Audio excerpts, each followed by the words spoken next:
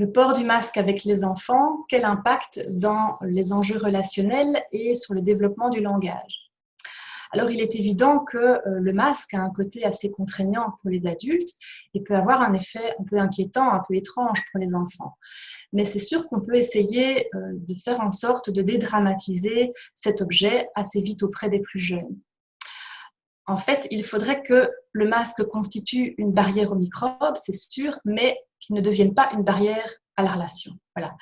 Et donc, plusieurs possibilités. Déjà, j'ai envie de dire, dans le courrier que l'on envoie aux parents avant le retour à l'école, il est important d'expliquer l'intérêt de familiariser l'enfant au masque déjà à la maison. Et puis, une fois qu'on arrive à l'école, il faudrait vraiment que les professionnels qui portent le masque puissent le mettre et l'enlever, ce masque, devant les enfants, en expliquant, en disant ce qu'on fait, pourquoi on le fait. Sinon, évidemment, ça peut avoir un effet d'éruption qui ne fait pas sens pour les plus petits. Et puis, on peut vraiment favoriser le côté ludique. Avant tout, pour apprivoiser ce masque, pour le rendre rigolo, pour le rendre un peu comme un compagnon de jeu. Toujours en gardant bien sûr les mesures de sécurité et les mesures sanitaires bien en tête. Mais je pense à Piaget qui disait que toute connaissance prend sa source dans l'action. C'est sûr que pour l'enfant, c'est en agissant sur le monde, en étant acteur, qu'il va pouvoir intégrer les informations, faire du sens à ce qui se passe, comprendre vraiment le monde qui l'entoure. Et donc, il est vraiment essentiel que ces enfants puissent manipuler, expérimenter, jouer avec des objets qui représentent le masque. On peut inventer plein de choses, plein de jeux.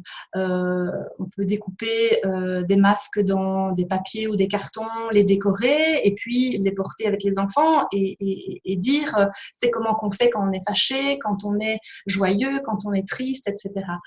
On peut aussi proposer que les adultes jouent à cache-cache avec le masque, toujours en respectant bien les consignes, c'est sûr. On ne va pas faire comme ça, on a bien compris que c'est comme ça que ça se passe.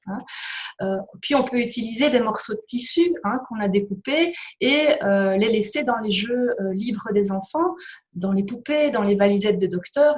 Les enfants vont s'en emparer, ça c'est sûr.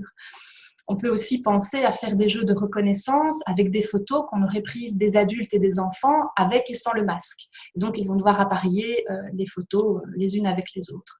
Voilà, il y a plein d'idées, plein de formes ludiques qui sont évidemment complémentaires à un engagement renforcé de l'adulte dans la relation, où le langage tient une place évidemment importante.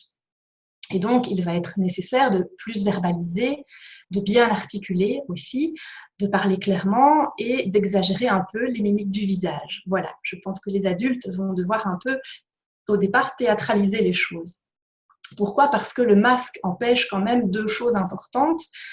Premièrement, c'est la lecture labiale, puisque voilà, il couvre la bouche, donc la lecture labiale ne sera plus accessible. Or, on ne s'en rend pas compte, mais c'est sûr que cette lecture labiale, elle participe au développement du langage chez l'enfant. Et puis, le masque empêche aussi toute une partie, l'accès à toute une partie du visage, que sont la bouche, les joues, qui participent vraiment à la mimique. Et l'on sait combien le non-verbal est extrêmement important dans la communication. Voilà. Donc, il va falloir, j'ai envie de dire, porter une grande attention aux yeux. Voilà, les yeux des éducateurs et les yeux des enfants. Les yeux des éducateurs parce que, en renforçant un petit peu la mimique, en exagérant les choses avec les yeux, il y a beaucoup de choses, beaucoup d'émotions qui passent, beaucoup de messages qui passent. On sait bien que les yeux peuvent sourire, que les yeux peuvent appeler, que les yeux peuvent réconforter. Et puis les yeux des enfants parce qu'avec un masque, c'est sûr, il va être nécessaire de capter le regard de l'enfant avant de lui parler. Et donc, on va devoir se mettre à sa hauteur, le prénommer, le solliciter. Donc, finalement, faire quelque chose qui est très important dans l'éducation avec les jeunes enfants, c'est faire preuve d'accordage. Et pour bien se faire comprendre, on peut aussi penser à donner une consigne à la fois.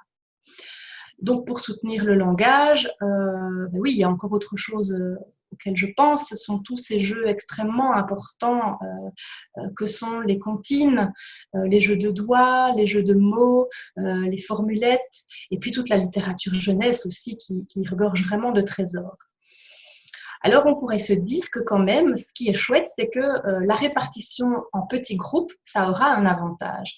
Ça aura l'avantage de favoriser des échanges verbaux entre les enfants et avec l'adulte dans un lien plus individualisé. Et là, finalement, c'est tout bénéfice pour l'enfant.